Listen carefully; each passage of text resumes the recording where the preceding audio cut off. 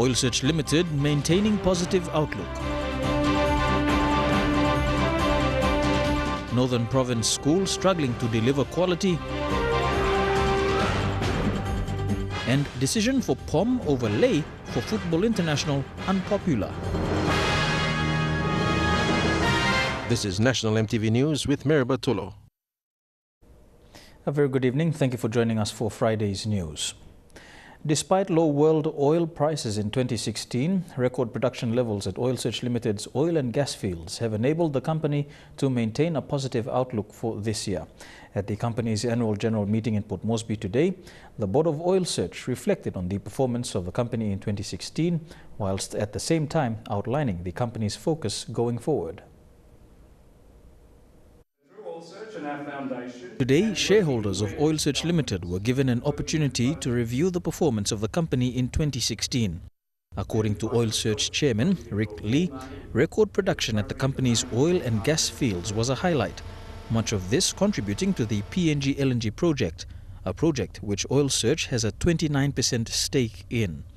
Mr. Lee revealed that the company's operated fields performed well above expectation, contributing 6.8 million barrels of oil equivalent to the PNG LNG project. In 2016, Oil Search supplied 13% of PNG LNG's gas and handled all of the project's condensate, which when combined with oil from our PNG oil fields, totaled more than 65,000 barrels of liquids per day. Record production did not, however, translate to record profits, with production levels offset by low world oil prices, which averaged $45 per barrel, with Oil Search recording a core profit of only $107 million. Dividend payments in 2016 totaled 3.5 US cents per share, equivalent to 11 toya per share. While these payments represented 50% of our core profit, the top end of our 35 to 50% payout ratio range, they were lower than last year's 10 US cent per share payment due to the fall in oil prices and the consequent fall in company profits. Mr. Lee reassured Oil Search shareholders that the company had entered 2017 in a strong operational and financial position, with the opportunity to deliver substantial value for shareholders, a point reiterated by Oil Search Managing Director Peter Botten when speaking to MTV immediately following the AGM. The most important thing for us to do now as developers is to look at ways that we can actually optimise the development. And optimised development brings the most value to the state, most value to landowners. Obviously, we do feel that when after the election, new government will be formed, and inevitably that government is going to be asking us as developers what's happening, what's the next step, and I think we look forward to working with the new government and describing what we think is the next project and how that project could look. We recognise there are lots of things to do, including fiscal issues, including ensuring benefits and benefit sharing works and works well. And there are a range of challenges, but I think we've got a good resource. We're very well positioned. We don't need missteps because the competition will fill where we want to go. But we're in good shape now. The newly built 4-lane highway between 6 Mile and Bautama was officially opened yesterday by Prime Minister Peter ONeil. The highway, named the Sir Ruben Taureka Highway, is one of many major road developments in the nation's capital. Prime Minister Peter ONeil said the national government stands committed in delivering world-class infrastructure to its people, and positive change is happening throughout the country. Mr. ONeil also announced the government will build the proposed central city for the people of Central Province. He said past governments have misused millions of kina put into the central city plan, and his government will deliver the project after the elections. Meanwhile, NCD Governor Poas Pakop said with proper road infrastructure, city residents will now have access to services like proper water and electricity supply. I want to commit to the people of Central Province. We will build the infrastructure and we will help you build Central City when we come back to government. We will help you. In the last term of Parliament before, they have given some money, they themselves have misused it, I think 50 or 100 million kina, and something blow government blow before. But there's la name blow, there's la road by now will be called Sir Ruben Taureka Road between here and the city. This infrastructure, this investment is not just for Governor Paul Spakovo and CDCO. It's not just for our people who are residents now. It's for the benefit of the entire country. It will lift the nation. It will benefit those many people who are going to come in the future. And this is what it's about. This is what the investment is about. And I thank the Prime Minister.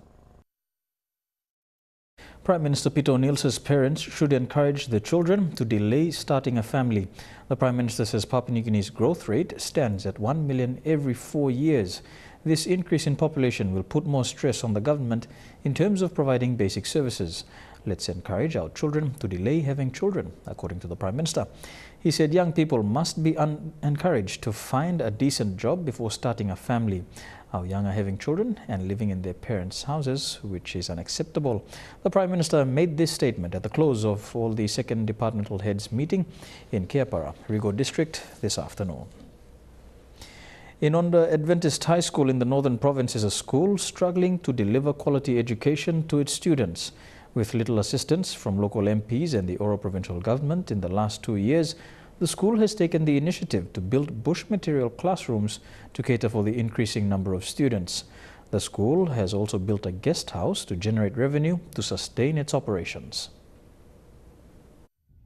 First established in 2015, Inonda Adventist High School is yet to develop into a standard education institute.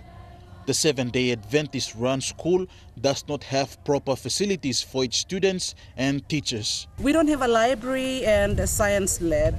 This, as head teacher Amelia Baruga described, are contributing factors to the drop in education standards in Northern Province. You know, the students, they're really passionate about education. We, the teachers that are here, we're really sacrificing because we see the need. The standard of education in this province has really dropped. Since 2015, there has been no support from the Oro provincial government.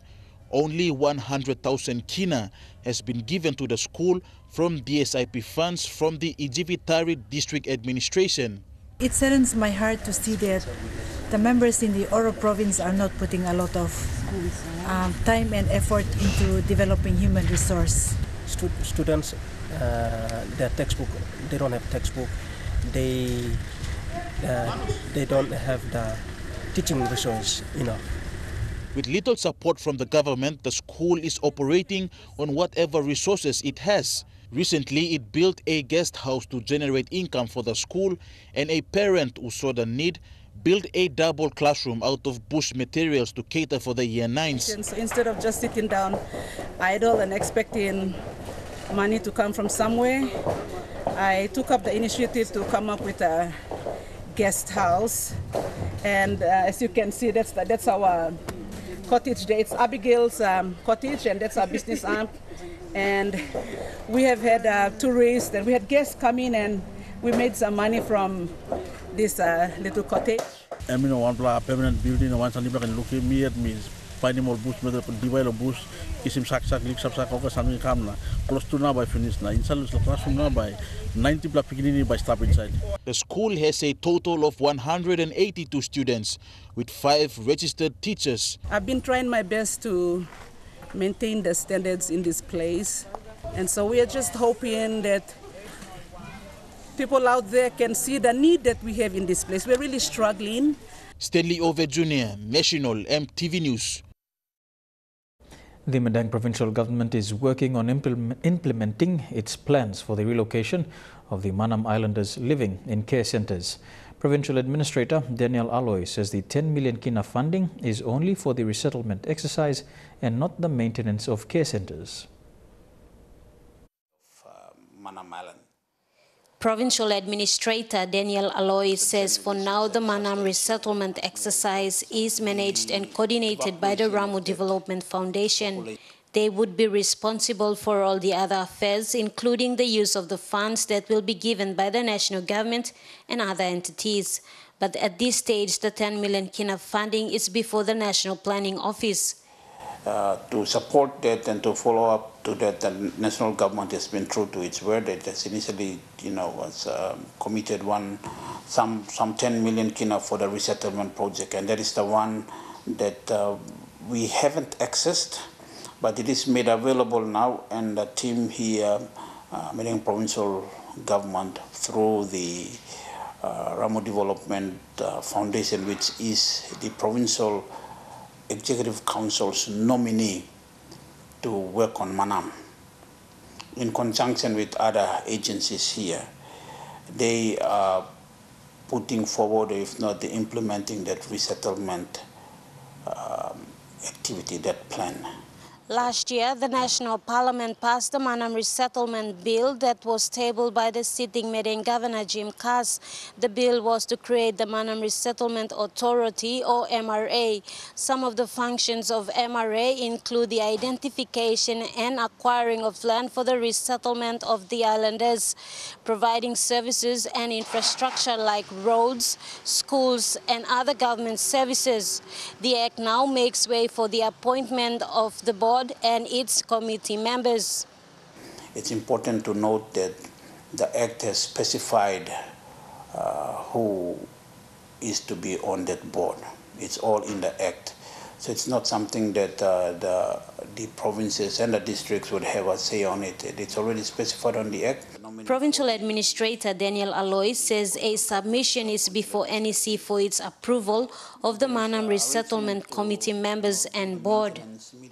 All we need to do and all we are waiting for is for the PEC to, NEC to approve that, and the submission is before them, inconsistent to the Act. So that's where it is. But Mata Louise, National MTV News, Medang. The Bougainville Police Service is working closely with its networking partners to make the autonomous region of Bougainville a safe haven and free from violence.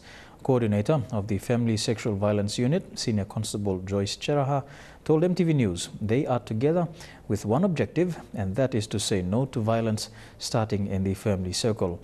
Fabian Hakalitz reports from Buka. Senior Constable Joyce Cheraha has been working very hard to help address gender-based violence in the autonomous region of Bougainville.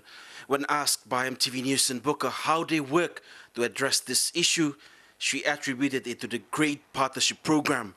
Working with our networking partners, and police have trained the networking partners how to draft those legal documents, and we all issue interim protection orders depending on where they go to the courts, to PubSol, or to Family Support Center, to the safe houses to report their cases.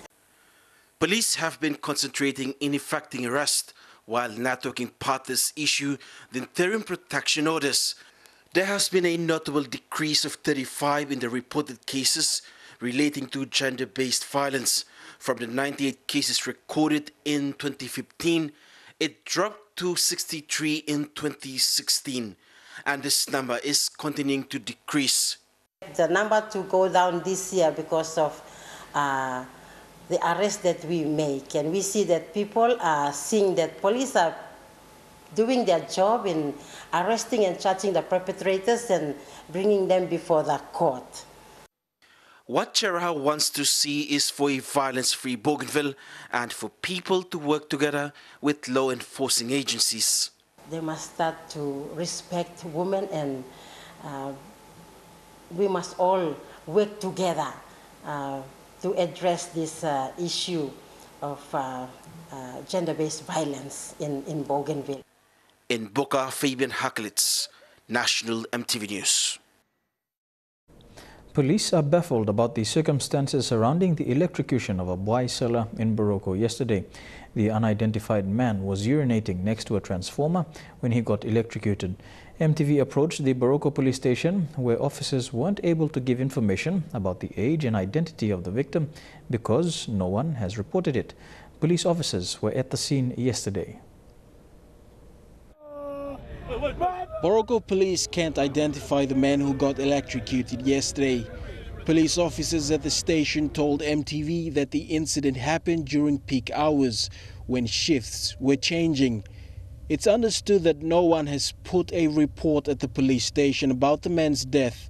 It's not known whether the man has a family in Port Moresby or not. Police won't be able to investigate because no one has laid a report about the incident. The buai seller from Wabeg lost his life after being electrocuted outside a busy shopping center in Boroko. He left his brother to urinate behind a transformer.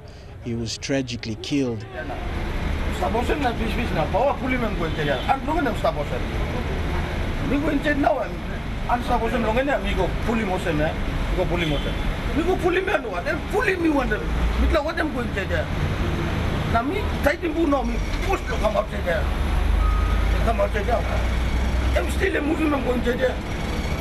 going to know holy men there.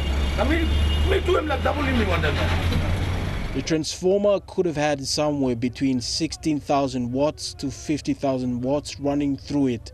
When he got electrocuted, he died within seconds. Bethany Harriman, National MTV News. National MTV News continues after the break. Stay tuned.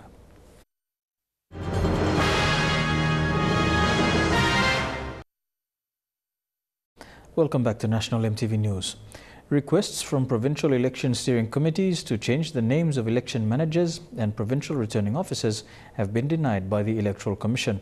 Electoral Commissioner Patilius Gamato said Papua New Guinea is already in the second phase of the election cycle and it is too late to make those changes. He said the Electoral Commission is now doing other necessary preparations, including the creation of new wards and confirming polling venues. Mr. Gamato says the list of all election managers and PROs is final. The Papua New Guinea One Nation Party has launched its campaign for the Sohe open seat in Northern Province. Party delegates, including leader Joe Tonde, were in Sohe to start the campaign for their candidate Bobby Repo. Repo, who hails from the Kokoda LLG, will contest against 41 other candidates. The PNG One Nation Party began its nationwide campaign in Northern Province on Wednesday. Party officials were welcomed with traditional dances from the Sohe community.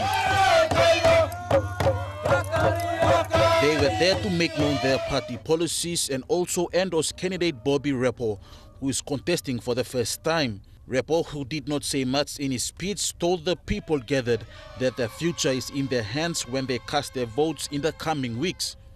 First time in the history, after 40 years of independence, Mibla hosting this kind party launching inside the place, this kind place diplomat looking. Lingli Bibia place mania karam kam na imi kota looking ya. Imi safa inside the bush na imi stab inside the bush na pain ya heavy over something na imi karam na stab na. Kago ya imi karam kam na imi enough ya. Tomorrow I'm time to vote. Now I'm campaign time, launching time na imi to talk. Imi no walking vote yet. Power stab la hand blow you. Dilla gore David Arore Gary Jufa give him back power go back to you now. Now I'm stop on you. Power stop on you now. You kiss him back power blow you. Think him good, think him good, scale him good, future blow beginning, future blow you yet, time no good, how you shall stop ya? Tin na vote. The PNG One Nation Party is one of many new political parties in this year's national elections. Party leader Joe Tonde has structured the party around three main pillars: church, women and youth development. One Nation. Stanley Over Jr., National MTV News. Hope, empowerment and change are fundamental pillars for development in the country. These are the policies of former Puma Energy Human Resource Manager Mara Timboko Piapeta, who will be contesting the Laga Pogera open seat. He is vying for the seat against sitting MP Nixon Mangape and 41 other candidates. Eric Harukma reports. Lagai Pogera candidate Mara Timboko Piapena is a MBA in Human Resource Management, hails from the Mulitakal LLG in the Lagai Pogera electorate. He has over 20 years of experience in human resource management while serving in various public and private organizations.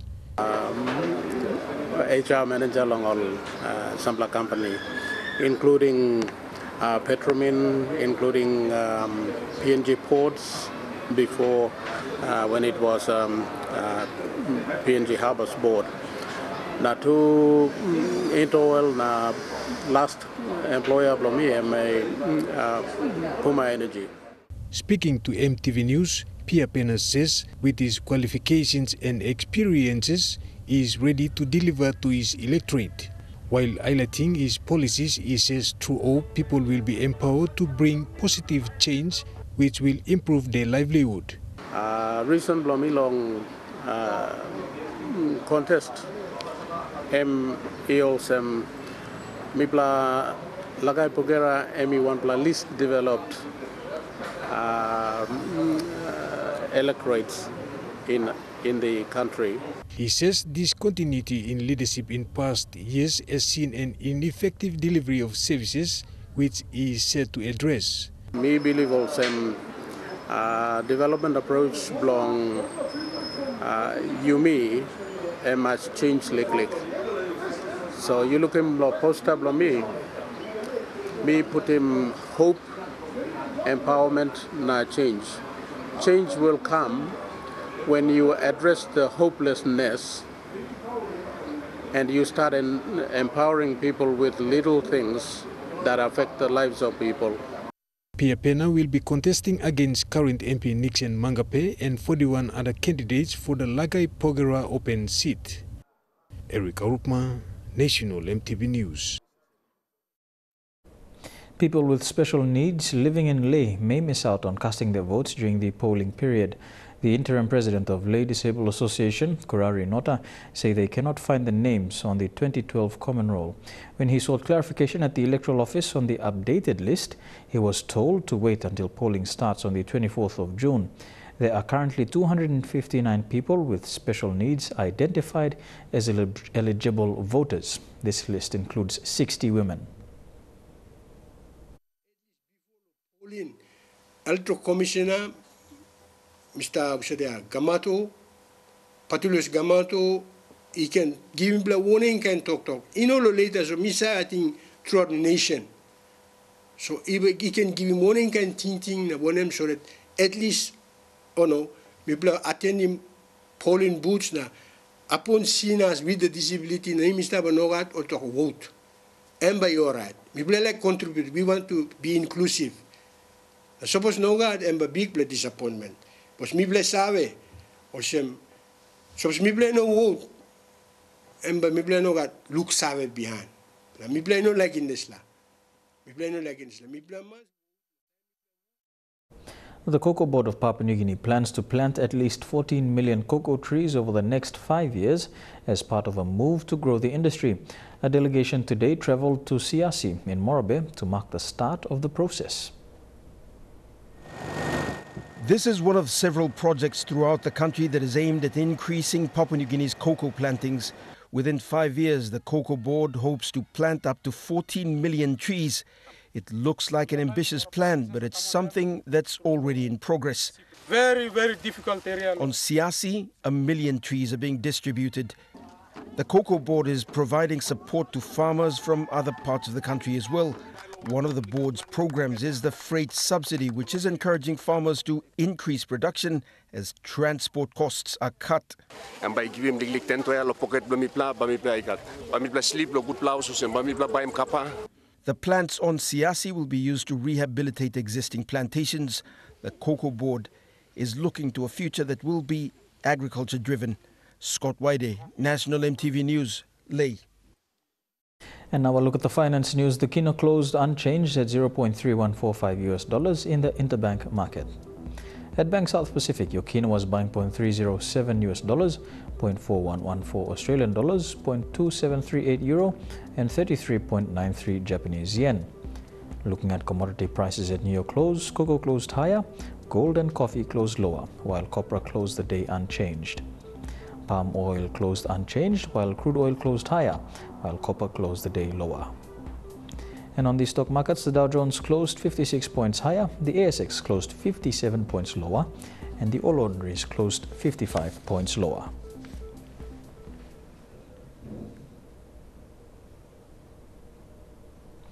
Stories making headlines overseas when we return. Horror at New York's Times Square.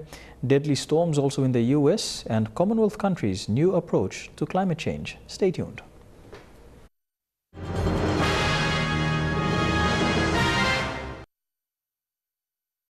Welcome back to National MTV News. Turning overseas now, the man whose car crashed into pedestrians in New York's Times Square is a Navy veteran. A person died and 22 were injured, but police were quick to rule out terrorism. Viewers may find some images in this story graphic. Tonight, unimaginable horror. A car plowing into a packed Times Square. And in this gruesome surveillance video, you again see that maroon Honda Accord from moments before barreling into pedestrians, mowing them down. Authorities say this is the man who brought Times Square, one of the most heavily watched, guarded, and surveilled places in the world, to a total and horrific halt. Hands out at his sides, the expression on his face, snarling, jumping in the air, the car he turned into a weapon, and the carnage behind him. Police telling ABC News the man, 26-year-old Richard Rojas, a U.S. citizen and former Navy vet from the Bronx, told them he had, quote, smoked something before plowing into a packed Times Square. Rojas also told police he thought the world was coming to an end. In the immediate aftermath, pedestrians helped police apprehend Rojas and force him to the ground. Squirming and struggling in this cell phone video, police escort him into a waiting squad car, while all around, unimaginable carnage. Firefighters dousing that car, trying to put out the flames. First responders scrambling to help nearly 24 injured, ambulances taking them to nearby hospitals. 18-year-old Alyssa Ellsman, visiting from Michigan, was hit. She did not survive. Pandemonium in the streets, pedestrians in shock. Annie Donahue had just crossed the street when the car came down the sidewalk. Her purse was like a foot away from her and she was dead. And that was the woman who you were walking right next to. And then I decided to cross the street. And 30 seconds later, she was dead. Tonight, Rojas is in custody. Initial drug tests have come back negative for alcohol and positive for drugs. Hundreds of homes have been destroyed and 2 people are dead after a series of powerful tornadoes hit the U.S. 26 twisters were recorded in 24 hours, sending terrified residents running for cover. In the heart of Tornado Alley, another deadly outbreak. This is a tornado on the ground. Pummeling Elk City, Oklahoma. The Andreessen family trying not to panic. We were all scared. We were all scared. Rocky and Linda, their daughter, and her family cramming into this tiny storm shelter, installed only last year. Well, we did a little bit of praying. Just held on to each other. 100 homes damaged or demolished here. One of 26 tornadoes reported in 24 hours from the Texas plains up through Wisconsin, where a trailer park in Chautauqua nearly wiped off the map. The trailer park looks like it might have been leveled. Our officers and deputies and firefighters lifted parts of trailer homes off of people. 2 people died in this latest outbreak, a total of 34 tornado-related fatalities so far this year. Nearly twice as many as all of last year. The survivors, a dining table went through this window, sitting out in the front yard, counting their blessings. It can be fixed. It'll take a while, but it can be fixed. But the threat is not over. Tonight, severe storms firing up from Iowa into Minnesota. Tomorrow, 20 million people at risk for isolated tornadoes, strong winds, and damaging hail. American President Donald Trump has called the investigation into Russian collusion the biggest witch hunt in American history. It comes after former FBI Director Robert Mueller was appointed to head the investigations following allegations of interference from the president.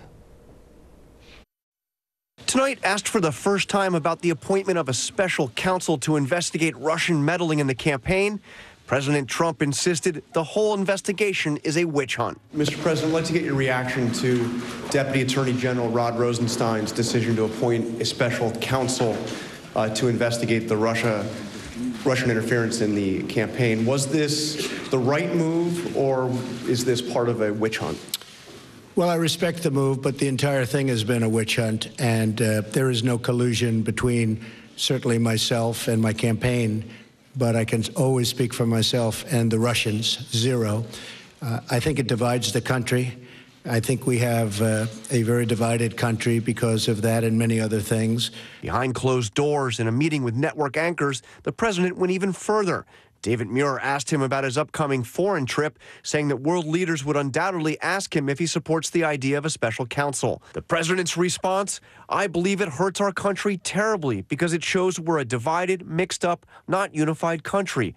It also happens to be a pure excuse for the Democrats having lost an election that they should have easily won. And I think it's a very, very negative thing. And hopefully this can go quickly." In his news conference, the president was also asked whether he tried to get James Comey to back off his investigation into fired National Security Advisor Michael Flynn. Did you at any time urge former FBI Director James Comey in any way, shape, or form to close or to back down the investigation into Michael Flynn? And also, as you look back... No. Next question. That answer now sets up a showdown with Comey, who reportedly took detailed notes on his conversations with the president. A group of Commonwealth nations are working on a new approach to hopefully reverse the effects of climate change. That could be the glimmer of hope Pacific Island nations have been waiting for, but it is also reliant on politicians getting on board. Bringing in the big guns to fight global warming. It seems to me that the Commonwealth should or could represent a pivotal voice in these matters. Climate change news is often doom and gloom, but at this Commonwealth conference they're unveiling what they say is a revolutionary approach that gives hope. We have a realistic opportunity by 2045 to reverse climate change. Around 60 scientists and experts have met in London for a second time, exploring cutting-edge strategies. All said, we're coming to help you, and we're going to help you for nothing, because we are so excited by what you in the Commonwealth are trying to do. Such things as regenerating coastal wetlands and geothermal power plants aren't new, but the plan is to work together in a more integrated way. We're headed for a much more serious situation than people recognise, but the problem is that our focus is entirely on emissions reductions. That can't remove the excess CO2 in the atmosphere. What we have to do is increase the natural sinks. For 13 years, former President of Kiribati, Anoti Tong, has pleaded with the world to take climate change more seriously. Today, he felt hopeful there might be a solution. It's a different tone. I've not heard this before. It's hoped 3 Commonwealth countries will test the initiatives and lead by example. I really think that other countries will start being really interested and saying, well, hold on a minute, if they can do this, we can do it too.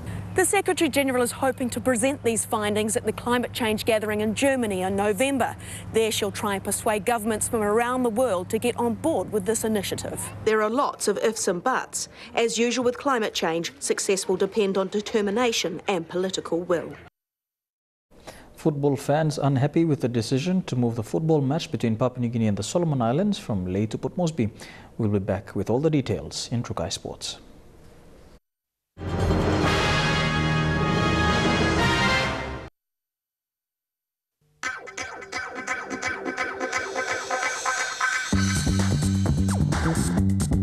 Trukai Sports.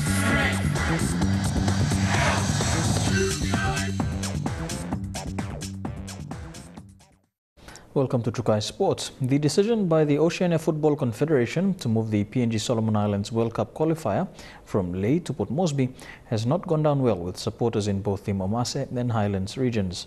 Earlier in the year, the PNG Football Association had announced Lae as the venue for the match.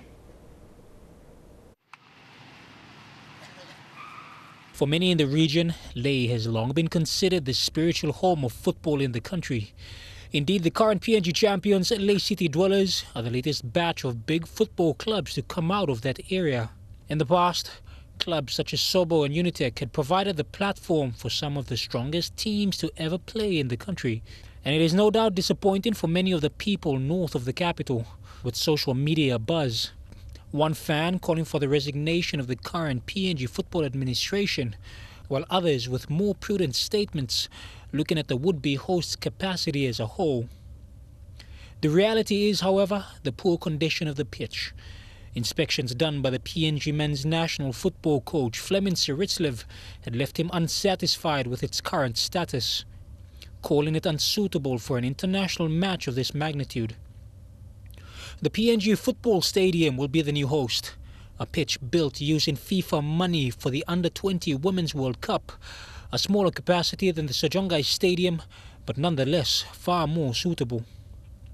The match will be played on Tuesday, the 13th of June, marked for a 3 p.m. kickoff, and it is hopeful that with enough hype and advertising leading up to the game, that there will be a much better attendance than the meager 2,000 which was seen in March during the PNG Tahiti qualifier. Jeremy Moggy, National TV Sports. We're happy to host and we have the ability to do so, are the words of the President of Samoa's Sports and National Olympic Committee. His sentiments were reported by the Samoa Observer following Tonga's withdrawal from hosting the 2019 Pacific Games. He also acknowledged other countries in the region who are just as capable. Fiji has also put their hand up to host the Games, stating that they have some of the best facilities in the region. Though Tonga's decision to withdraw was fairly recent, and like Fiji, Samoa's sporting body is yet to consult its government before they can officially bid to host. Trukai Sports continues after these messages. Stay tuned.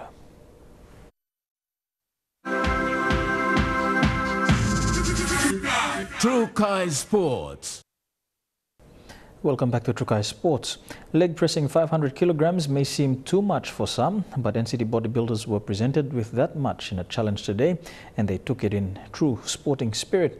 After months preparing to take part in the National Bodybuilding Championship, NCT bodybuilders were offered the opportunity to leg press and raise funds by Goodman Fielder under their Skell Rice product. Taking the load of leg pressing half a ton each for the team were former Mr. PNG Lucas Werman and Kenny Cooper, while the team cheered them on. Goodman Fielders, true to its promise, presented a 5,000 kina check to NCT Bodybuilding Association after the leg presses both from Werman and Cooper pulled off successfully. Speaking to MTV Sports afterwards, PNG Bodybuilding Federation President Timai Tali said the National Championship will now be hosted in Eastern Highlands Province, and the monies raised by the NCT Association will assist with their travelling expenses to and from Goroka. He also added that the initial venue, Jiwaka, and the date 29 June were changed due to certain factors beyond their control, and the new date now is set for June 3rd, though he did not exactly say why. There were certain situations that was beyond our control. Safety was one of them. So we had no choice but to relocate to Goroka, where the facilities are readily available. NSI is willing to host the event, so they've got the facilities for it. So we are thankful to NSI for that. Yeah. Meanwhile, NCT Bodybuilding Association Events Manager Jacob Combe was pleased with the assistance they received from Goodman Fielders and welcomes additional support as the limited availability of funds is an issue for them. Meanwhile, the National Championship will see only 6 provinces participate as per the confirmations from their end so far, and that includes West New Britain, Jiwaka and NCD. Coinciding with the championship will be the annual general meeting also in Goroka. Dini Rose Raiko, National MTV Sports. And that ends Trukai Sports. Up next, the weather details. Trukai Sports.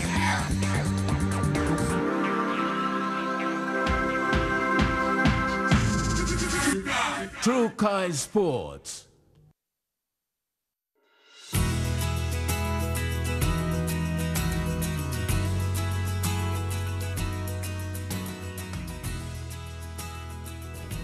Here's a look at the weather forecast over the next 24 hours in the southern region.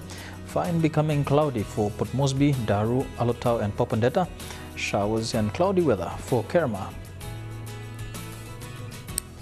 To the Momasa region, cloudy weather in Wau.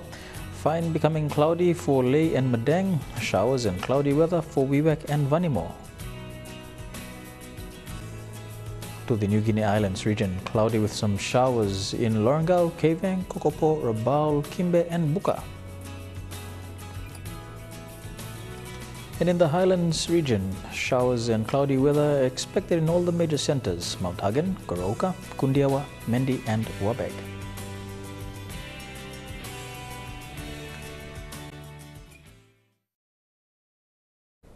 And that ends National MTV News this Friday, the 19th of May 2017.